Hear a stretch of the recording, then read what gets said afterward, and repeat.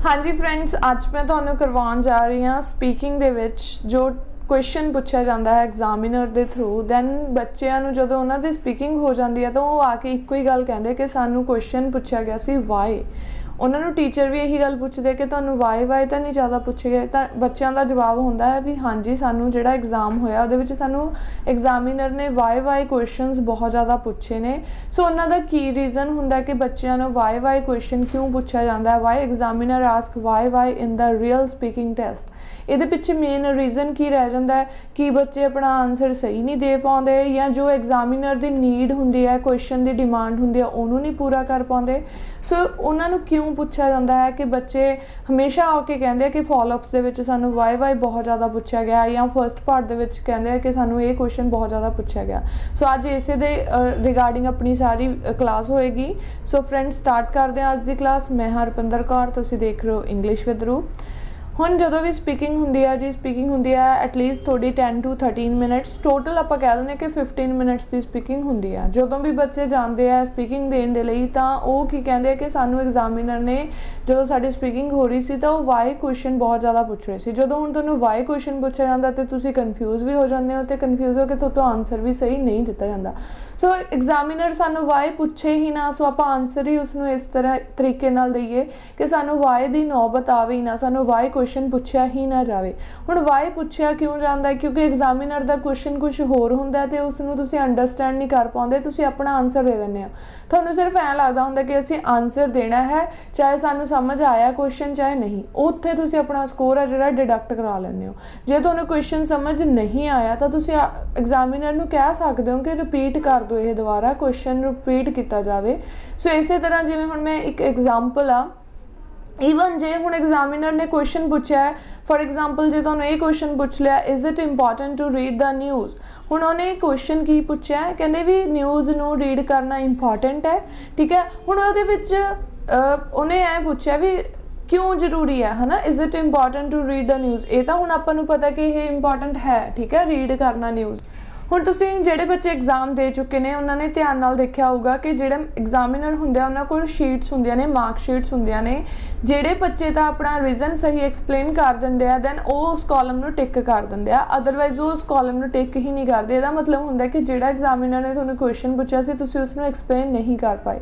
हुण यही क्वेश्चन आ जिवें कहंदे is it important to read the news, है ना। जे हुण तुसीं सिर्फ इहदे विच यही आंसर कह दो भी हाँ जी भी जिहड़ियां न्यूज़ ने वो बहुत ज़्यादा इंपॉर्टेंट हुंदियां ने ते तुसीं जिहड़ियां न्यूज़ आ टैलीविजन ते देख सकते हो, इंटरनेट ते देख सकते हो ते मोबाइल फोन ते। फॉर एग्जाम्पल इन्हूं इदां आंसर कर दिता जाए yes news are very important and we can watch it on television, internet and mobile phone. हुण एग्जामिनर दे क्वेश्चन नूं तां तुसीं क्लीयर ही नहीं कीता, उन्हें तां तुहानूं पुछया भी क्यों, कहंदे is it important to read the news. इन्हूं आपां दस्सीए तां सही हाँ भी न्यूज़ रीड करनी इंपॉर्टेंट ने अपनी डेली लाइफ दे विच। क्यों इंपॉर्टेंट ने, क्योंकि जिहड़ियां न्यूज़ ने सानूं इन्फॉर्मेशन प्रोवाइड करदियां ने national as well as international बारे, ठीक है। एंड कोई भी पर्सन है जिहड़ा इस तो इन्फॉर्मेशन है जिहड़ी लै सकदा कि वर्ल्ड दे विच हो की रहा है। ये आंसर अपना फुल काउंट होगा, ये काउंट नहीं होगा कि जिहड़ियां न्यूज़ आ वो तुसीं टैलीविजन ते देख लो, इंटरनेट ते देख लो या मोबाइल फोन ते देख लो। सो जिहड़ा हुण करैक्ट आंसर है एक होर ट्राई करिया करो, जिहड़े थोड़े स्टार्टर्स हुंदे आ, स्टार्टर्स इन द सेंस जो आपां आंसर नूं स्टार्ट करना तो सारे बच्चे मोस्टली यस का ही यूज़ करते हैं, तो तुसीं यस नूं पैराफ्रेज कर सकते हो सर्टेनली दे नाल, ठीक है, डेफिनेटली दे नाल, एब्सोल्यूटली दे नाल। सो इदां तुसीं स्टार्टिंग करो तो ट्राई करो कि तुसीं पैराफ्रेज करो। हुण उन्होंने कहा is it important to read the news, so तुसीं उन्होंने ही पैराफ्रेज कर दो। यस कहते जिवें बच्चे कहते यस की जगह आप वर्ड यूज़ करांगे सर्टेनली, कहते न्यूज़ आर एक्सट्रीमली इंपॉर्टेंट। मैं बहुत बच्चों को कहनी है कि तुसीं अपनी speaking they which very word है जिहड़ा उहनूं रिमूव कर दो, वेरी की जगह तुसीं क्वाइट, एक्सट्रीमली इदां दे वर्ड यूज़ कर सकते हो। सो आंसर आपां करांगे कहते news are extremely important in our daily life as it helps us to remain up to date about the national as well as international current affairs.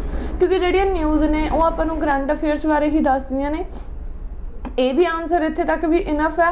ਹੁਣ ਇਹਦੇ ਵਿੱਚ ਹੁਣ ਆਪਾਂ ਇੱਕ ਲਿੰਕਿੰਗ ਵਰਡ ਲਗਾਤਾ, ਇਹਦੇ ਨਾਲ ਵੀ ਤੁਸੀਂ ਆਪਣਾ ਸਕੋਰ ਹੈ ਜਿਹੜਾ ਇੰਪਰੂਵ ਕਰ ਸਕਦੇ ਹੋ, ਠੀਕ ਹੈ। ਐਡਜੋਇਨਿੰਗ ਵਰਡ ਲਗਾਇਆ, ਫਰਦਰ ਮੋਰ ਕਹਿੰਦੇ one can know about what is happening outside the world, ਤੇ ਉਹਨੂੰ ਇਸ ਤੋਂ ਕਹਿੰਦੇ ਕੋਈ ਵੀ ਪਰਸਨ ਇਸ ਦੀ ਜਾਣਕਾਰੀ ਲੈ ਸਕਦਾ ਕਿ ਆਊਟਸਾਈਡ ਦਾ ਵਰਲਡ ਹੋ ਕੀ ਰਿਹਾ। ਸੋ ਨਿਊਜ਼ ਇਸ ਲਈ ਜ਼ਰੂਰੀ ਨੇ। ਇਹ 'ਚ ਆਪਾਂ ਨੇ ਰੀਜ਼ਨ ਨੂੰ ਐਕਸਪਲੇਨ ਕੀਤਾ। ਜਦੋਂ ਆਪਾਂ ਇੱਦਾਂ ਦਾ ਆਨਸਰ ਦੇਵਾਂਗੇ ਤਾਂ ਡੈਫੀਨੇਟਲੀ ਜਿਹੜਾ ਐਗਜ਼ਾਮੀਨਰ ਆ ਉਹ ਆਪਾਂ ਨੂੰ ਵਾਈ ਦਾ ਕੁਐਸਚਨ ਪੁੱਛੂਗਾ ਹੀ ਨਹੀਂ। ਵਾਈ ਤੁਸੀਂ ਖੁਦ ਕ੍ਰੀਏਟ ਕਰਦੇ ਹੋ ਜਦੋਂ ਤੁਸੀਂ ਆਨਸਰ ਹੈ ਜਿਹੜਾ ਇਨਸਫੀਸ਼ੀਐਂਟ ਦਿੰਦੇ ਹੋ, ਜਿਹੜਾ ਆਨਸਰ ਦੀ ਆਪਾਂ ਕਹਿ ਦਈਏ ਵੀ ਡਿਮਾਂਡ ਹੁੰਦੀ ਹੈ ਜਦੋਂ ਉਹਨੂੰ ਤੁਸੀਂ ਕੰਪਲੀਟ ਨਹੀਂ ਕਰਕੇ ਆਉਂਦੇ। ਸੋ ਹੁਣ ਹੋਰ ਇਹਨੂੰ ਆਪਾਂ ਕਹਿ ਦਈਏ ਵੀ ਆਪਣੀ ਸਪੀਕਿੰਗ ਨੂੰ ਹੋਰ ਵਧੀਆ ਤਰੀਕੇ ਨਾਲ ਕਿੱਦਾਂ ਕਰ ਸਕਦੇ ਹੋ, ਤੁਹਾਨੂੰ ਯੂਜ਼ ਕਰਨੇ ਚਾਹੀਦੇ ਆ ਨਿਊਮਰਸ ਲਿੰਕਿੰਗ ਵਰਡਸ ਜਦੋਂ ਵੀ ਤੁਸੀਂ ਸਪੀਕਿੰਗ ਦੇ ਰਹੇ ਹੋ।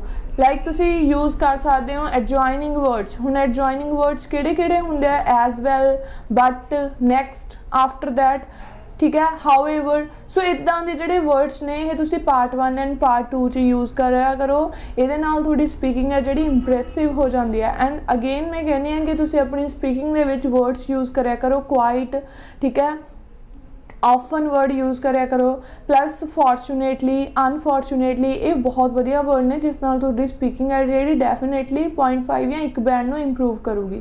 सो इस तरह पार्ट 3 च तुसीं की यूज़ कर सकते हो, कुछ आई कैचिंग या आपां कह सकते हैं high level linking words use करो, जिवें कि फरदर मोर यूज़ किया गया, एज अ कॉन्सिक्वेंस की हुंदा, as a result, moreover. So therefore कहंदे ये जिहड़े लिंकिंग वर्ड्स ने तुहानूं काफ़ी ज़्यादा हैल्प करनगे, तुहाडी हाई बैंड स्कोर होणगे, ठीक है, तुहाडी फ्लुएंसी नूं मेनटेन रखणगे, तुहाडी वोकैबुलरी वधिया होगी।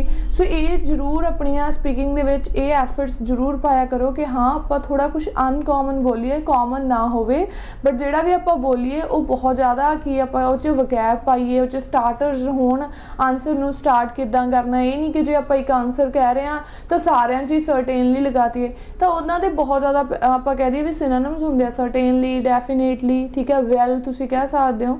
सो इस तरह होर तुसीं की ऐड करना हुंदा है, इंप्रेसिव वकैब भी ऐड करो, ठीक है, अपनी स्पीकिंग नूं वधिया बनाउण दे लई। वकैबुलरी दियां ऑलरेडी मैं बहुत ज़्यादा वीडियोज़ अपलोड कीतियां होईयां, तुसीं वकैबुलरी पा के इंग्लिश विद रूप सर्च कर सकते हो, यूट्यूब ते तुहानूं मेरियां videos mill जाणगियां। Plus speaking they विच होर की जरूरी ने, ईडियम्स, ऑलरेडी ईडियम्स दियां वीडियोज़ भी मैं अपलोड कीतियां होईयां, ते तुसीं ईडियम्स दियां वीडियोज़ भी सर्च कर सकते हो। जिहड़े ईडियम्स ने उहदे नाल तुहाडा +1 बैंड स्कोर इंप्रूव हो जाता है। ट्राई करो, चाहे पार्ट 1 च, चाहे पार्ट 2 च, चाहे पार्ट 3 च, जिथे भी तुहानूं टाइम मिलता, जिथे भी तुहानूं चांस मिलता, उत्थे ट्राई करिया करो कि मैं ईडियम का यूज़ करना है ताकि मेरी जिहड़ी स्पीकिंग आ वो इंप्रूव होवे ते वधिया हो सके, ठीक है जी। सो अगेन अगर तुसीं इदां क्लीयर करके आंसर दिंदे हो तो तुहानूं कदे भी क्वेश्चन दे विच वाई नहीं पूछा जाऊगा। ओके फ्रेंड्स, जो तुहानूं मेरी आज की क्लास वधिया लगी, लाइक ते कमेंट करके जरूर दसना। मिलते हैं जी नवीं वीडियो दे नाल। Bye bye, take care.